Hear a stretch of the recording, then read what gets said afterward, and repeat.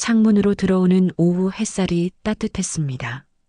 68세 박순자는 걸레를 들고 며느리 방 앞에 섰어요.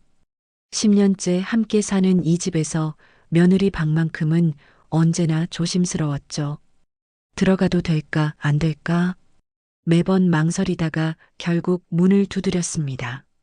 미영아, 청소 좀 해도 될까? 대답이 없었어요.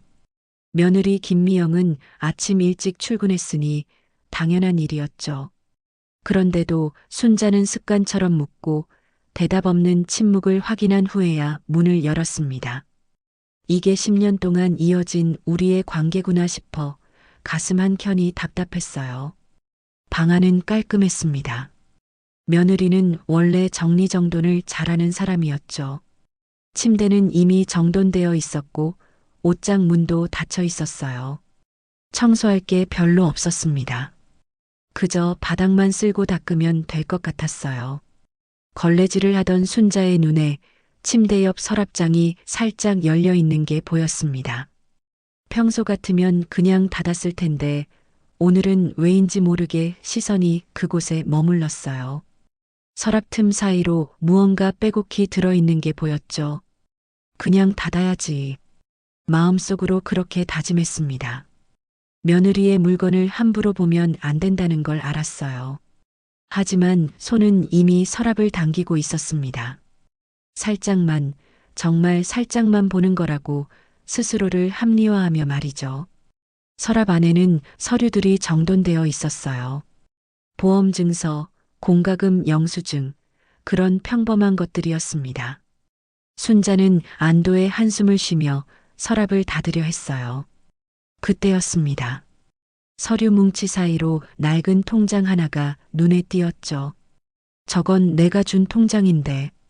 10년 전 미영이가 시집 올 때 순자가 선물로 준 통장이었습니다. 여자도 자기만의 돈이 있어야 한다며 100만 원을 넣어줬었죠. 그 통장을 아직 간직하고 있다니. 순자는 마음이 조금 따뜻해졌어요. 그런데 이상했습니다. 그 낡은 통장 바로 옆에 새 통장이 하나 더 있었어요. 빳빳한 표지의 때가 전혀 타지 않은 최근에 만든 것처럼 보이는 통장이었습니다. 순자는 무의식 중에 그 통장을 집어들었어요. 표지를 열자 깜짝 놀랄 수밖에 없었습니다. 입금 내역이 빼곡했어요. 매달 정확히 50만 원씩, 그것도 10년 동안이나. 첫 입금일은 2014년 3월 15일이었고 가장 최근 입금은 이번 달 15일이었습니다. 한 달도 빠짐없이 정확하게 말이죠. 순자의 손이 떨렸습니다. 급하게 잔액을 확인했어요.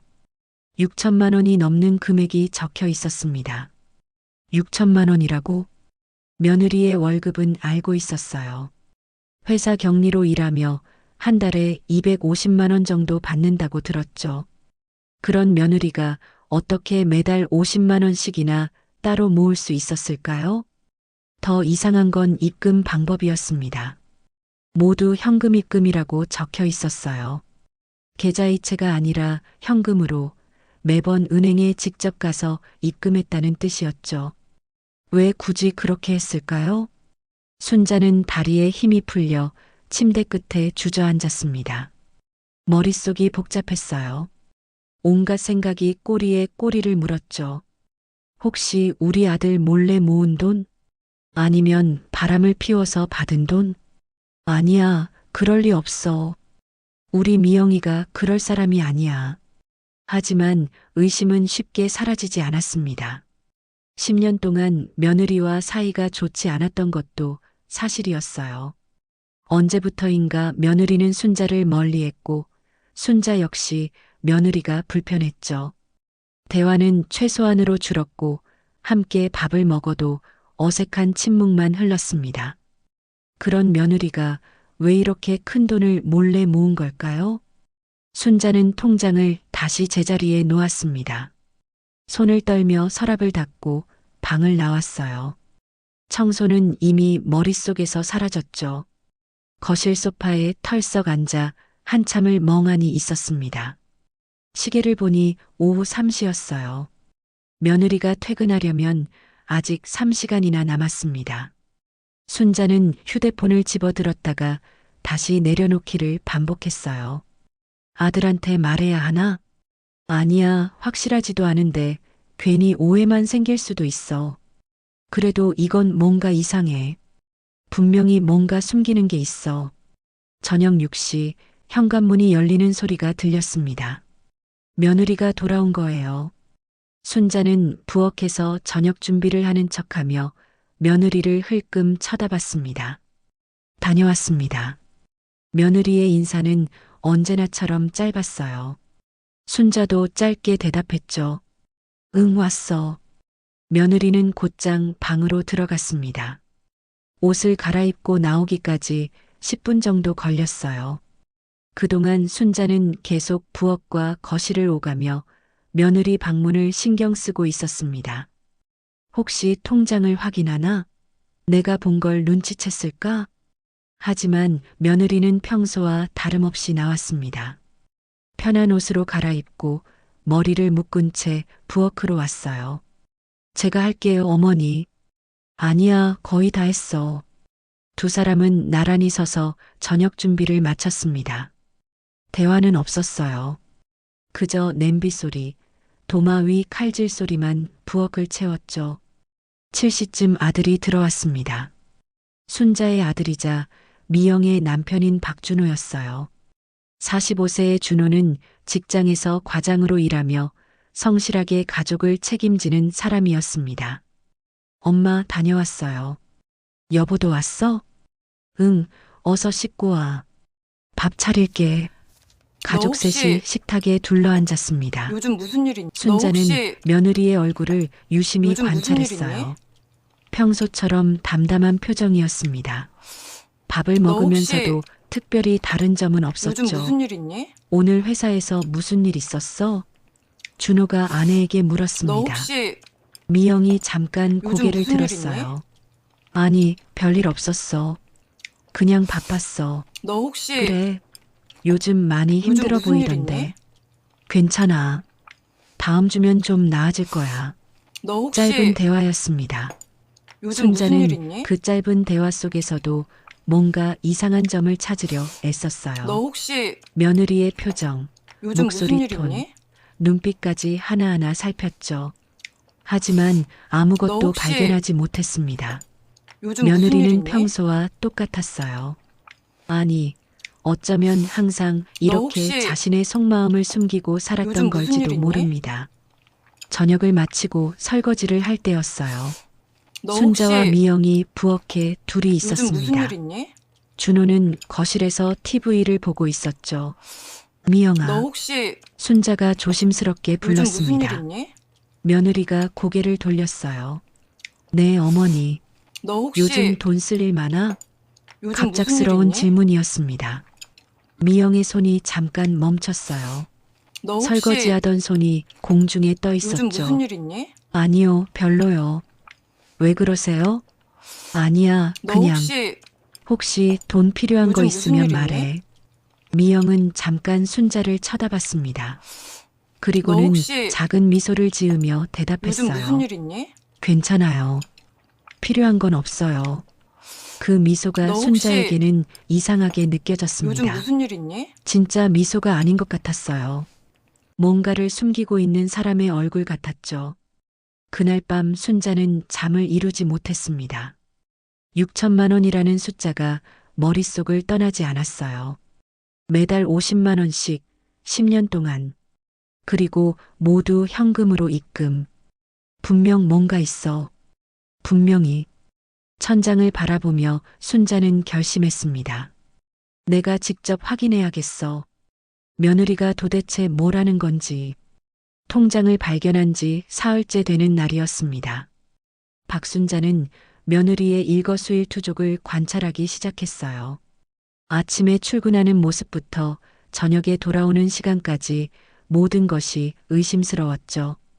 오늘도 미영은 평소처럼 아침 7시 30분에 집을 나섰습니다.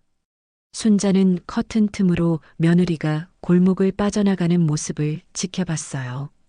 검은색 코트에 가방을 맨 며느리의 뒷모습이 멀어져 갔죠. 평범해 보이는데 정말 평범한 걸까? 순자는 며느리 방으로 갔습니다. 어제도 그제도 들어왔던 이 방이 이제는 다르게 보였어요. 서랍장 앞에 무릎을 꿇고 앉아 다시 한번 그 통장을 꺼내봤습니다. 틀림없어. 매달 15일마다 정확히 50만 원씩 손가락으로 입금 내역을 하나씩 따라가며 확인했어요. 2014년 3월 15일부터 시작해서 단 한 달도 빠짐없이 이어진 기록. 이건 우연이 아니었습니다. 분명 계획적인 거였죠. 현금 입금이라는 것도 이상했어요. 요즘 누가 은행에 일일이 가서 현금으로 입금할까요? 계좌이체가 훨씬 편한데 말이죠. 굳이 현금을 쓴다는 건 뭔가를 숨기려는 의도가 아닐까요? 순자는 통장을 제자리에 돌려놓고 방을 나왔습니다. 거실 소파에 앉아 휴대폰을 집어들었어요. 절친 정수기에게 전화를 걸었죠. 여보세요, 순자야? 정수가 나 좀 할 말이 있어서. 지금 시간 돼? 그럼. 무슨 일인데? 목소리가 심상치 않네. 순자는 잠시 망설이다가 입을 열었습니다. 사실은 말이야. 우리 며느리가 좀 이상해. 정수기는 30분 후에 순자의 집에 도착했습니다. 두 사람은 거실 소파에 나란히 앉아 차를 마시며 이야기를 나눴어요. 그래서 통장에 6천만 원이나 있다고? 응. 매달 50만 원씩 10년 동안이야. 현금으로만 입금했더라고. 정수기는 잠시 생각하더니 고개를 저었습니다. 그게 뭐가 이상해? 요즘 젊은 사람들 다 그렇게 저축하잖아. 미래를 위해서. 아니야. 이건 다르다니까. 왜 굳이 현금으로 입금해? 그리고 우리 아들한테도 숨기고 있어. 혹시 준호 씨 생일 선물이나 그런 거 준비하는 거 아니야? 순자는 고개를 저었어요. 10년이나 모을 필요가 있겠어? 그리고 말이야. 순자는 목소리를 낮췄습니다. 요즘 미영이가 이상해. 자꾸 나를 피하는 것 같아. 눈도 안 마주치려고 하고. 원래도 좀 조용한 성격이잖아. 아니야, 예전보다 더 심해졌어. 그리고 매달 15일쯤 되면 어디론가 나가더라고. 꼭 그날이야. 정수기의 표정이 조금 진지해졌습니다. 매달 15일에? 정확히? 응. 작년부터 계속 그래왔어. 나도 달력에 표시해봤거든. 그건 좀 이상하네. 회사 일 때문에 그런 건 아니고 토요일에도 나가. 15일이 주말이어도 꼭 나가더라고. 두 사람은 한참을 침묵했습니다. 정수기가 조심스럽게 말했어요. 혹시 다른 사람이라도 만나는 거 아니야? 순자의 가슴이 철렁했습니다. 친구의 입에서 나온 그 말이 자신의 의심을 확증해 주는 것 같았어요. 나도 그 생각했어. 근데 우리 미영이가 그럴 사람 같아? 사람 일은 모르는 거야. 10년 동안 결혼 생활하면서 지루해질 수도 있고. 순자는 가슴이 답답했습니다. 아들 생각이 났어요. 성실하게 가족을 책임지는 준호가 만약 이 사실을 알게 된다면 얼마나 상처받을까요? 그날 저녁 며느리가 돌아왔을 때 순자는 더욱 유심히 관찰했습니다. 현관문을 열고 들어오는 미영의 얼굴을 자세히 봤어요. 다녀왔습니다. 응. 짧은 대화였습니다. 미영은 곧장 방으로 들어갔어요. 순자는 며느리가 방문을 닫는 소리를 들으며 생각했죠. 저렇게 방문을 닫고 뭘 하는 걸까? 10분쯤 지나 미영이 편한 옷으로 갈아입고 나왔습니다. 순자는 부엌에서 저녁 준비를 하는 척하며 며느리의 표정을 살폈어요. 오늘 회사에서 어땠어? 갑작스러운 질문이었습니다. 평소에는 잘 묻지 않던 것이었죠. 미영이 잠깐 순자를 쳐다봤어요. 그냥 평소랑 똑같았어요. 요즘 일이 많이 바쁜가 보지? 아니요, 그냥 적당해요. 대화가 끝났습니다. 미영은 부엌 일을 도와주려 했지만 순자가 손사래를 쳤어요. 아니야, 내가 피곤할 텐데 쉬어. 괜찮아요. 제가 할게요. 아니야, 내가 할게. 넌 거실에서 쉬어. 순자의 목소리에는 평소와 다른 날카로움이 섞여 있었습니다. 미영은 그걸 눈치챘는지 잠시 멈칫하더니 조용히 거실로 나갔어요. 순자는 부엌에 혼자 남아 숨을 내쉬었습니다. 내가 왜 이러지? 왜 이렇게 예민해지는 거야? 하지만 의심은 쉽게 사라지지 않았어요. 오히려 며느리의 조용한 태도가 더욱 의심스럽게 느껴졌죠. 저녁 식사 시간이었습니다. 세 사람이 식탁에 둘러앉았어요. 순자는 계속해서 며느리를 관찰했습니다. 미영아, 이번 주말에 뭐 할 거야? 준호가 아내에게 물었습니다. 순자는 귀를 쫑긋 세웠어요. 이번 주말이 바로 15일이었거든요. 글쎄, 아직 정하지 못했어. 미영의 대답은 애매했습니다. 순자의 눈빛이 날카로워졌어요. 혹시 어디 갈 때라도 있어? 순자가 끼어들었습니다. 미영이 순자를 쳐다봤어요. 두 사람의 시선이 마주쳤죠. 아니요, 특별한 건 없어요. 그래, 그럼 집에 있겠네? 아마도요. 모호한 대답이었습니다. 순자는 확신했어요. 며느리가 뭔가를 숨기고 있다고. 식사를 마치고 설거지를 할 때였습니다. 미영의 휴대폰이 울렸어요. 거실 소파에 놓아둔 휴대폰이었죠. 미영이 급하게 부엌에서 나가 전화를 받았습니다. 네, 안녕하세요. 짧은 대화였어요. 하지만 순자는 미영의 목소리 톤이 평소와 다르다는 걸 느꼈습니다. 조금 더 밝았고 조금 더 조심스러웠어요. 전화를 끊은 미영이 다시 부엌으로 왔습니다. 순자가 물었어요. 누구였어? 아, 그냥 친구요. 무슨 친구? 대학교 동창이요. 순자는 더 묻지 않았습니다. 하지만 마음속으로는 확신하고 있었어요. 거짓말이야. 분명히 거짓말이야. 토요일의 진실. 주말이 되었습니다. 토요일 아침, 순자는 일찍 일어났어요. 며느리가 정말로 어디 나갈지 확인하기 위해서였죠. 오전 9시쯤 미영이 방에서 나왔습니다. 평소 주말 아침보다 일찍 일어난 거였어요. 게다가 외출복으로 갈아입은 상태였죠. 어디가? 순자가 물었습니다. 미영은 잠깐 멈칫하더니 대답했어요. 잠깐 볼 일이 있어서요. 무슨 볼일? 그냥 개인적인 일이요. 또 모호한 대답이었습니다. 순자는 참을 수 없었어요. 요즘 개인적인 일이 참 많네. 미영의 표정이 굳었습니다. 두 사람 사이에 긴장감이 흘렀어요. 죄송해요. 금방 다녀올게요. 미영은 서둘러 집을 나갔습니다.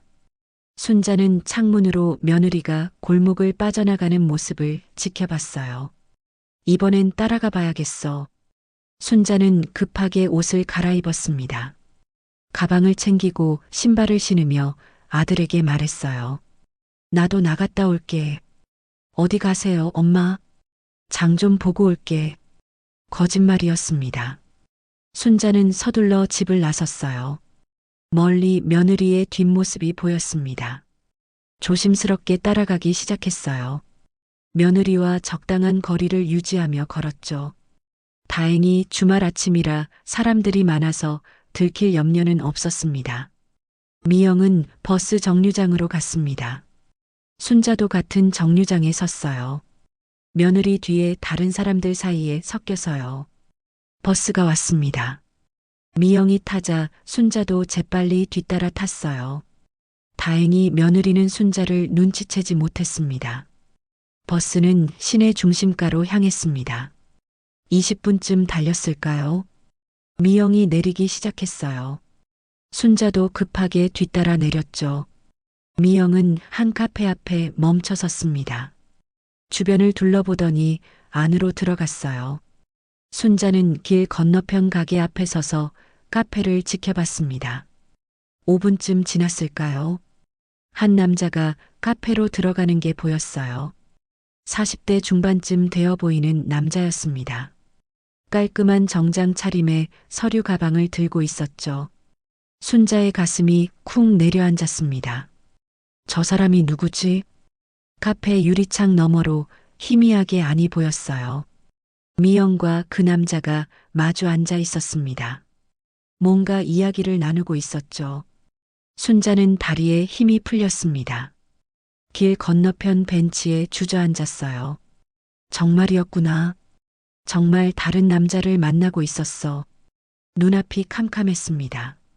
우리 아들은 어떡하지? 준호는 아무것도 모르고 있는데 10년 결혼 생활이 거짓이었단 말인가? 순자는 휴대폰을 꺼내 들었습니다. 떨리는 손으로 정수기에게 전화를 걸었어요. 정수가 나야. 지금 당장 나와줄래? 내가 봤어. 며느리가 남자를 만나는 걸 봤다고. 전화 너머로 정수기의 놀란 목소리가 들렸습니다. 뭐라고? 지금 어디야? 순자는 주소를 알려줬어요. 정수기는 30분 안에 오겠다고 했죠. 전화를 끊고 순자는 다시 카페를 지켜봤습니다. 미영과 그 남자는 여전히 마주 앉아 진지하게 대화를 나누고 있었어요. 순자의 눈에 눈물이 맺혔습니다. 내가 뭘 잘못한 걸까? 내가 며느리를 어떻게 대했기에 저렇게까지 하는 거지? 순자는 자책했습니다. 10년 동안 며느리에게 충분히 잘해주지 못한 자신을 탓했어요. 동시에 배신감도 밀려왔죠. 그래도 이럴 수는 없는 거잖아. 우리 아들은 어떡하고. 30분 후 정수기가 도착했습니다. 순자는 친구에게 모든 것을 쏟아냈어요. 저기 봐. 저 카페 안에 우리 며느리가 저 남자랑 앉아 있어. 정수기는 카페를 뚫어지게 쳐다봤습니다. 확실해? 미영이 맞아? 틀림없어. 분명히 우리 며느리야. 저 남자는 누군데? 몰라. 처음 보는 사람이야. 두 할머니는 벤치에 나란히 앉아 카페를 감시했습니다. 1시간쯤 지났을까요? 드디어 미영과 그 남자가 카페에서 나왔어요. 둘은 카페 앞에서 잠깐 더 이야기를 나눴습니다. 남자가 명함 같은 걸 건네주는 게 보였어요. 미영이 그걸 받아 가방에 넣었죠. 그리고 둘은 각자 다른 방향으로 헤어졌습니다. 순자야, 어떻게 할 거야? 정수기가 물었습니다. 순자는 입술을 깨물며 대답했어요. 확실하게 알아봐야겠어. 저 남자가 누군지, 우리 며느리가 정말 뭘 하고 있는 건지. 하지만 어떻게?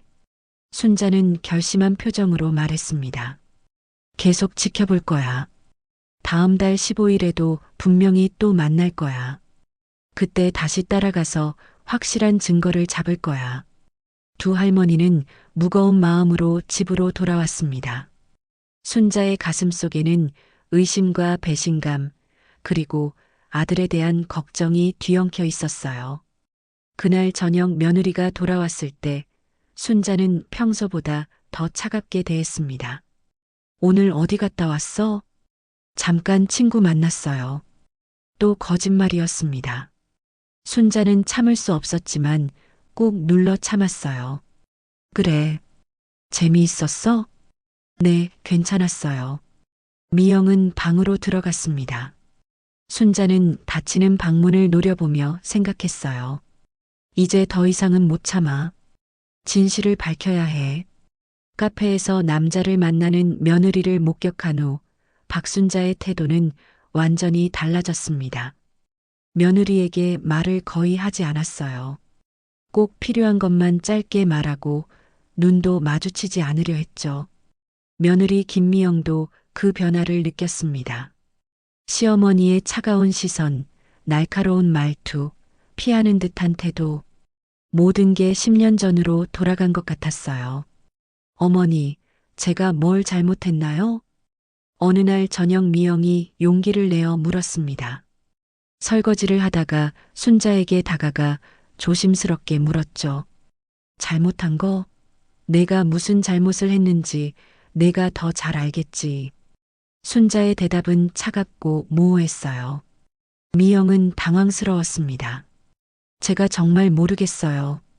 요즘 제게 화가 나신 것 같은데 이유를 말씀해 주세요. 순자는 미영을 똑바로 쳐다봤습니다. 눈빛이 날카로웠어요. 내가 하는 일을 내가 알면서 왜 나한테 물어? 미영은 더욱 혼란스러웠습니다. 어머니, 저는 진짜로 모르겠어요. 제가 뭘 잘못했는지 말씀해 주세요. 지금 나한테 거짓말하는 거야? 순자의 목소리가 높아졌습니다. 미영은 눈물이 나려고 했어요. 이런 대화는 결혼 초기에 자주 있었던, 서로를 이해하지 못하고 부딪히던 그때 같았어요. 거짓말 안 해요. 저는 정말 모르겠어요. 그럼 됐어. 내가 모른다면 할 수 없지. 순자는 돌아섰습니다. 미영은 부엌에 혼자 남아 눈물을 흘렸어요. 또 시작이네. 또 이렇게 되는구나. 준호는 집안 분위기가 이상하다는 걸 느꼈습니다. 어머니와 아내 사이의 냉기가 느껴졌어요. 하지만 뭐가 문제인지 알 수 없었죠. 엄마, 무슨 일 있어요? 순자는 한참을 침묵했습니다. 아들에게 말해야 할까요? 며느리가 다른 남자를 만나는 것 같다고 말해야 할까요? 하지만 확실한 증거가 없었어요. 아들이 상처받을까봐 두려웠죠. 그냥 별일 아니야. 신경 쓰지 마. 엄마, 제발 말씀해 주세요. 제가 도와드릴 수 있잖아요. 내가 도울 수 있는 일이 아니야. 준호는 답답했습니다. 어머니도 아내도 자신에게 아무 말을 하지 않았어요. 그저 둘 사이의 냉전만 계속될 뿐이었죠. 여보, 엄마한테 무슨 일 있어? 준호가 아내에게 물었습니다. 미영도 고개를 저었어요. 나도 모르겠어. 갑자기 나한테 화가 나신 것 같은데 이유를 모르겠어. 뭔가 잘못한 거 없어? 없어. 정말 아무것도 안 했어. 그럼 왜 그러시는 거지? 모르겠어. 나도 정말 모르겠어. 두 사람은 서로를 바라봤습니다. 준호는 아내의 지친 얼굴을 봤어요. 요즘 미영이 많이 힘들어 보였어요. 회사 일 때문인 줄만 알았는데 집안 분위기 때문이기도 한 것 같았죠. 정숙이가 다시 순자의 집을 찾았습니다. 순자는 친구에게 최근 상황을 이야기했어요. 그래서 지금 며느리한테 거의 말을 안 하고 있어. 순자야, 그건 좀 심한 거 아니야? 뭐가 심해? 우리 며느리가 다른 남자 만나는데 내가 어떻게 해? 그래도 확실하지 않잖아. 혹시 오해일 수도 있어. 오해? 내가 직접 봤다고. 카페에서 남자랑 마주 앉아 있는 걸. 정수기는 한숨을 쉬었습니다. 그래도 그게 무슨 일인지 확인도 안 하고 이렇게 대하는 건 좀 그래. 혹시 정말로 다른 일일 수도 있잖아. 다른 일이면 왜 우리 아들한테 말을 안 해? 왜 몰래 만나? 그건 그럴 수도 있지. 정수기도 확신이 서지 않는 듯 했습니다. 순자는 답답했어요. 나도 확실히 알고 싶어. 그래서 다음 달에 또 따라갈 거야. 순자야, 그렇게 하는 게 맞을까? 차라리 직접 물어보는 게 낫지 않아? 물어봤어. 근데 거짓말만 하더라고. 친구 만났다고. 그럼 정말로 친구일 수도 있잖아. 아니야. 분명히 뭔가 숨기고 있어. 두 할머니는 한참을 말없이 차를 마셨습니다.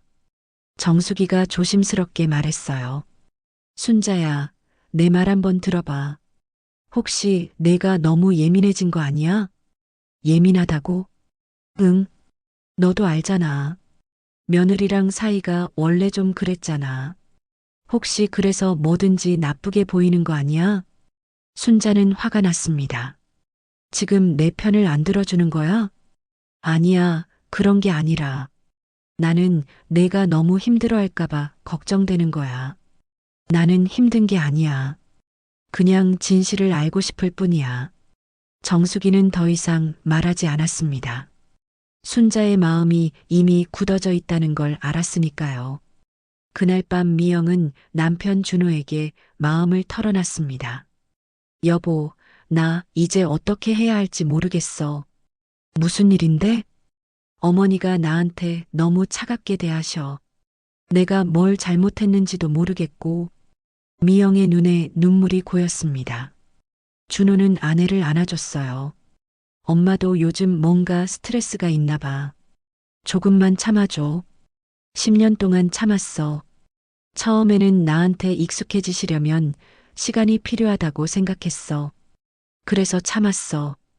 그런데 지금도 똑같아. 아니, 요즘은 더 심해졌어. 미안해. 내가 중간에서 잘못해서 그래. 당신 잘못이 아니야. 나랑 어머니 문제야. 미영은 한숨을 쉬었습니다. 어머니는 날 싫어하시는 것 같아. 내가 이 집에 들어온 걸 후회하시는 것 같아. 그럴 리 없어. 엄마가 너 좋아하셔. 좋아하신다고? 그럼 왜 나한테 저렇게 차갑게 대하시는데? 준호는 대답하지 못했습니다. 사실 그도 어머니의 마음을 잘 모르겠었으니까요. 미영은 계속 말했어요. 나 정말 열심히 살았어.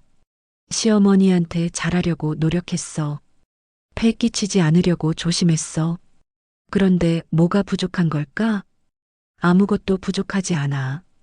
당신 잘하고 있어. 그럼 왜 어머니는 날 안 받아주시는 거야? 미영은 울기 시작했습니다.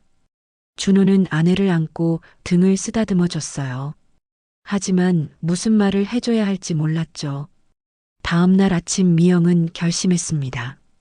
이제는 자신도 지쳤어요.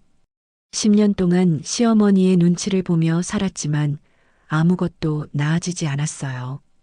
오히려 더 나빠졌죠. 더 이상은 못 참겠어.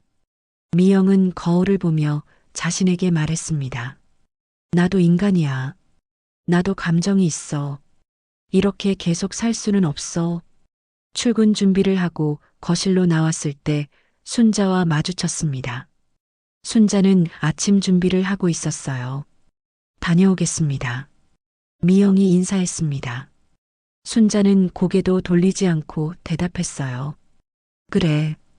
짧고 차가운 대답이었습니다. 미영은 현관문을 열다가 멈췄어요. 돌아서서 순자를 똑바로 쳐다봤습니다. 어머니, 뭐? 제가 정말로 뭘 잘못했는지 말씀해 주세요. 이러시면 저도 너무 힘들어요. 순자도 멈췄습니다. 칼을 든 채로 며느리를 돌아봤어요. 내가 하는 일을 내가 모를까? 저는 정말 모르겠어요. 어머니가 왜 저한테 화가 나셨는지. 두 사람은 서로를 노려봤습니다. 공기가 얼어붙는 것 같았어요. 거짓말 그만해. 순자의 목소리가 떨렸습니다. 분노와 상처가 뒤섞인 목소리였죠. 저는 거짓말 안 해요. 그럼 매달 15일마다 어디 가는 거야? 누구 만나는 거야? 미영의 얼굴이 창백해졌습니다. 시어머니가 자신을 지켜봤다는 걸 알아차린 거예요. 저를 따라다니셨어요? 대답 안 해도 돼. 다 알아. 내가 남자 만나는 것도 알아. 미영은 숨이 막혔습니다. 남자라니. 무슨 말씀이세요? 카페에서 봤어. 내가 어떤 남자랑 마주 앉아서 이야기하는 거. 미영의 입이 떡 벌어졌습니다. 순자는 계속 말했어요. 10년 동안 우리 집에 살면서 우리 아들한테 이럴 수 있어? 어머니, 그건 오해예요. 오해? 내가 직접 봤는데 무슨 오해야? 그건 설명할 수 있어요. 그럼 설명해봐. 누구를 만난 건데? 왜 우리 아들한테 숨긴 건데? 미영은 입을 열었다가 닫았습니다. 말할 수 없었어요. 아직 때가 아니었으니까요. 말 못하겠지. 할 말이 없으니까. 아니에요. 그게 아니라. 그럼 뭔데? 미영은 눈물을 흘렸습니다. 제가 정말로 어머니를 실망시켰다면 죄송해요. 하지만 어머니가 생각하시는 그런 건 절대 아니에요. 그럼 뭔데? 말을 해야 내가 알지. 지금은 말씀드릴 수 없어요. 순자는 비웃었습니다. 말 못한다는 건 그런 거라는 거잖아. 아니에요. 미영의 목소리가 커졌습니다. 처음으로 시어머니에게 큰 소리로 대답한 거였어요. 어머니는 저를 한 번도 믿어주신 적이 없으시죠? 10년 동안 제가 뭘 해도 인정해 주신 적이 없어요. 순자도 목소리를 높였습니다. 내가 널 인정 안 해? 내가 얼마나 참고 살았는데? 참고 사셨다고요? 저도 참았어요. 10년 동안 어머니 눈치 보면서 살았어요. 두 사람은 처음으로 서로에게 쌓인 감정을 쏟아내기 시작했습니다. 내가 널 언제 눈치 줬어? 매일 주세요. 제가 뭘 해도 마음에 안 드시잖아요. 밥을 해도 청소를 해도 뭘 해도 어머니는 만족하지 않으세요. 그건 내 착각이야. 착각이 아니에요. 저도 느껴요. 어머니가 저를 싫어하시는 거. 순자는 할 말을 잃었습니다. 정말로 며느리를 싫어했을까요? 아니었어요. 다만 어떻게 다가가야 할지 몰랐을 뿐이었죠. 미영은 가방을 들었습니다. 이제 지겨워요. 아무리 노력해도 어머니는 절 인정 안 해주시니까. 어디가? 잠깐 혼자 있고 싶어요. 미영은 집을 나갔습니다. 문이 쾅 닫히는 소리가 집안을 울렸어요. 순자는 그 자리에 멍하니 서 있었습니다. 손에 든 칼이 덜덜 떨렸어요. 내가 너무한 건가? 하지만 의심은 사라지지 않았습니다. 며느리가 남자를 만나는 건 사실이었으니까요. 그리고 그걸 숨긴 것도 사실이었죠. 그날 저녁 준호가 돌아왔을 때 집은 조용했습니다. 어머니는 거실에 홀로 앉아 있었고 아내는 아직 돌아오지 않았어요. 엄마, 미영이는요? 아직 안 왔어. 무슨 일 있었어요? 순자는 고개를 저었습니다. 아들에게 말할 수 없었어요. 밤 9시가 넘어서야 미영이 돌아왔습니다. 눈이 퉁퉁 부어 있었어요. 순자를 보지도 않고 곧장 방으로 들어갔죠. 준호는 어머니와 아내를 번갈아 봤습니다. 뭔가 큰일이 벌어진 것 같았어요. 도대체 무슨 일이야? 하지만 아무도 대답하지 않았습니다. 그날 밤 세 사람은 각자의 방에서 잠 못 이루는 밤을 보냈어요. 순자는 생각했습니다. 내가 너무 심했나? 아니야, 나는 진실을 알아야 해. 미영은 생각했습니다. 이제 더 이상은 못 참겠어. 하지만 아직 말할 수 없어. 시간이 더 필요해. 준호는 생각했습니다. 우리 가족한테 대체 무슨 일이 일어나고 있는 거지? 격렬한 대면이 있고 사흘이 지났습니다. 박순자는 이정숙의 집을 찾아갔어요. 친구만이 자신의 마음을 이해해 줄 것 같았죠. 정수가, 나 이제 어떻게 해야 할지 모르겠어. 순자의 목소리는 지쳐 있었습니다. 정수기는 차를 내오며 친구 옆에 앉았어요. 그날 이후로 어때? 며느리가 거의 말을 안 해. 아들한테만 필요한 말만 하고 나한테는 아예 눈도 안 마주쳐. 내가 그렇게 대했으니 당연하지. 정수기의 말에 순자는 고개를 숙였습니다. 나도 알아. 내가 너무 심했어. 근데 정수가, 나는 정말로 확인하고 싶어. 우리 며느리가 정말 뭘 하고 있는 건지. 정수기는 한참을 생각하더니 말했습니다. 좋아. 내가 도와줄게. 정말? 응. 너 혼자 이렇게 괴로워하는 거 보기 힘들어. 그리고 나도 궁금하긴 해. 미영이가 정말 뭘 하고 있는 건지. 고마워, 정수가. 근데 순자야, 우리 제대로 알아보자. 감정적으로 대하지 말고 사실만 확인하는 거야. 알았지? 알았어. 두 할머니는 계획을 세우기 시작했습니다. 다음 달 15일 며느리가 또 외출할 것이 분명했어요. 그때 따라가서 정확히 무슨 일인지 확인하기로 했죠. 정숙이는 순자에게 노트 한 권을 건넸습니다. 이거 받아. 앞으로 며느리가 하는 행동을 다 적어. 날짜, 시간, 어디 갔는지, 누구 만났는지. 감정 말고 사실만 적는 거야. 이게 무슨 소용이야? 나중에 전체적으로 보면 패턴이 보일 거야. 그럼 우리가 놓친 게 뭔지 알 수 있어. 순자는 그날부터 관찰 일지를 쓰기 시작했습니다. 며느리의 일상을 기록했어요. 2024년 11월 18일 월 오전 7시 30분 출근, 오후 6시 15분 귀가, 저녁 식사 후 방으로 들어감, 밤 10시까지 방문 열지 않음. 2024년 11월 19일 화 오전 7시 30분 출근, 오후 6시 20분 귀가, 오후 7시경 전화 한 통 받음 짧은 통화, 저녁 식사 후 방으로 들어감. 일주일 동안 기록을 하자 순자는 패턴을 발견했습니다. 며느리는 매일 거의 같은 시간에 출퇴근했고 평일에는 특별한 외출이 없었어요. 하지만 매주 목요일 저녁에는 짧은 전화를 받았죠. 정수가 이거 봐. 매주 목요일마다 전화가 와. 정수기가 노트를 들여다봤습니다. 그러네. 같은 시간대에 8시쯤 누구한테 오는 걸까? 일단 더 지켜보자. 다음 주에도 똑같은지 확인해야 해. 어느 날 정수기가 순자에게 제안했습니다. 순자야, 우리 은행에 가보는 게 어때? 은행? 왜? 통장 내역 보면 뭔가 힌트가 있을 수도 있잖아. 어디서 돈을 넣는지, 언제 넣는지. 근데 며느리 통장을 내가 어떻게 봐? 그건 좀 문제긴 한데. 두 할머니는 고민했습니다. 며느리 몰래 통장을 가져갈 수는 없었어요. 그건 너무 심한 일이었죠. 그럼 이렇게 하자. 우리가 그 은행 앞에서 기다리는 거야. 다음 달 15일에 며느리가 입금하러 갈 거잖아. 그때 뒤따라가서 확인하는 거지. 그래, 그게 낫겠다. 12월 15일이 다가왔습니다. 토요일이었어요. 순자는 긴장했습니다. 오늘이면 며느리가 또 외출할 거였어요.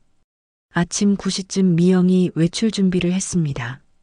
순자는 일부러 부엌에서 설거지를 하는 척했어요.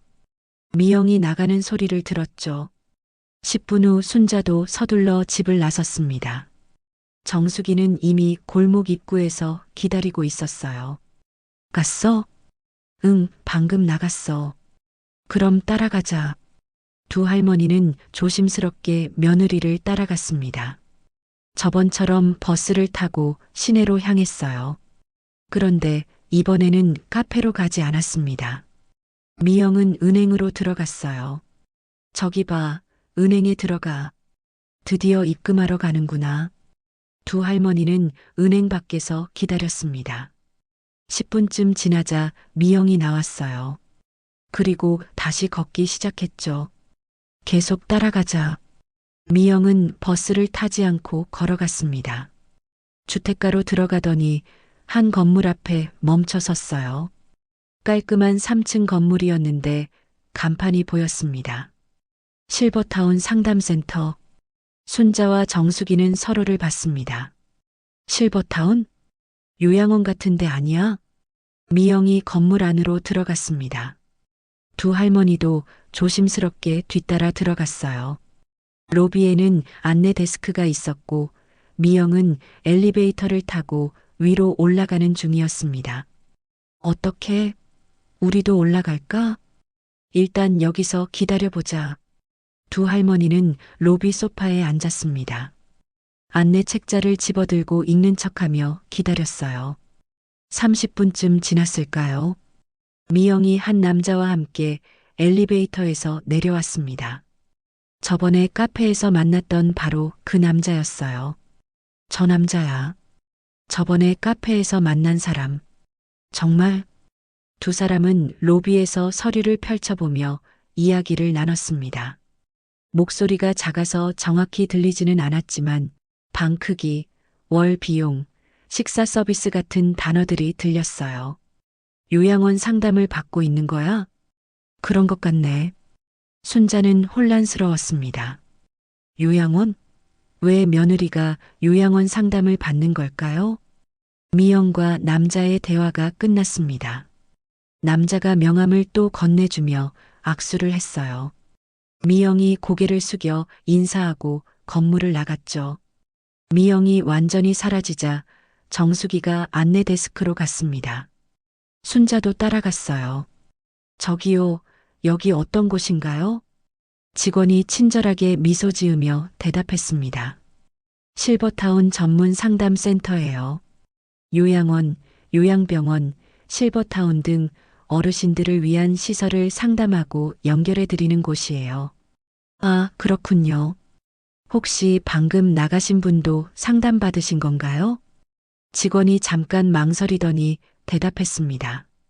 죄송하지만 개인정보라서 자세히 말씀드리기는 어렵고요. 다만 오랜 기간 상담받으신 분이세요. 오랜 기간이요? 네, 거의 1년 넘게 꾸준히 오셨어요. 혼란. 밖으로 나온 두 할머니는 벤치에 앉았습니다. 순자는 머리가 복잡했어요. 요양원 상담이라니. 이게 무슨 의미지? 혹시 내 거를 알아보는 거 아니야? 내 거? 응. 너 나이도 있고 혹시 나중을 대비해서 미리 알아보는 거 아닐까? 순자는 그 말에 가슴이 철렁했습니다. 설마 나를 요양원에 보내려고? 아니, 그런 뜻은 아니고 그냥 준비하는 거겠지. 근데 왜 우리 아들한테 말을 안 해? 왜 혼자 알아보는 거야? 정숙이도 고개를 갸우뚱했습니다. 그건 나도 모르겠네. 그리고 왜 매달 50만 원씩이나 모은 거야? 요양원 비용? 그럴 수도 있지. 요양원이 비싸잖아. 순자는 더욱 혼란스러웠습니다. 처음에는 며느리가 바람을 피운다고 생각했어요. 하지만 실제로는 요양원을 알아보고 있었다는 거죠. 이게 좋은 일일까요? 나쁜 일일까요? 정수가 나는 아직도 이해가 안 돼. 뭐가? 며느리가 날 요양원에 보내려고 준비하고 있다면 그건 날 버리려는 거 아니야? 꼭 그렇게 생각할 필요는 없어. 어쩌면 정말로 널 위해서일 수도 있어. 뭐가 날 위해서야? 요양원에 보내는 게? 순자야, 요즘 세상에 요양원이 나쁜 곳만은 아니야. 오히려 전문적으로 돌봐주는 곳도 많아. 나는 싫어. 나는 요양원에 안 가. 순자는 완강했습니다. 정숙이는 한숨을 쉬었어요. 일단 좀 더 알아보자. 아직 확실한 건 아니잖아. 또 다른 단서. 일주일 후 순자는 또 다른 것을 발견했습니다. 며느리가 컴퓨터로 뭔가를 검색한 흔적이 있었어요. 준호가 회사에 가고 미영도 출근한 후 순자는 거실 컴퓨터를 켰습니다. 며느리가 쓰는 컴퓨터였죠. 검색 기록을 보니 여러 사이트가 나왔습니다. 치매 초기 증상, 치매 환자 요양원 비용, 치매 환자 가족 준비 사항, 치매 간병 방법. 순자는 숨이 멎는 것 같았습니다. 치매? 왜 며느리가 치매에 대해 검색했을까요? 순자는 급하게 정숙이에게 전화를 걸었어요. 정수가 큰일이야. 며느리가 치매에 대해 검색한 흔적이 있어. 뭐라고? 컴퓨터에 검색 기록이 남아있더라고. 치매 초기 증상, 치매 요양원, 이런 것들. 정숙이는 잠시 침묵했습니다. 순자야, 혹시 너, 뭐? 너 요즘 건강검진 받았어? 작년에 받았어. 왜? 그때 결과는 어땠어? 별 문제 없었어. 다 정상이라고 했어. 정숙이는 조심스럽게 말했습니다. 혹시 며느리가 내 건강을 걱정하는 거 아니야? 내 건강을? 응. 내 나이도 있고 혹시 치매 올까봐 미리 준비하는 거 아닐까? 순자는 가슴이 답답했습니다. 내가 치매에 걸릴 거라고 생각하는 거야?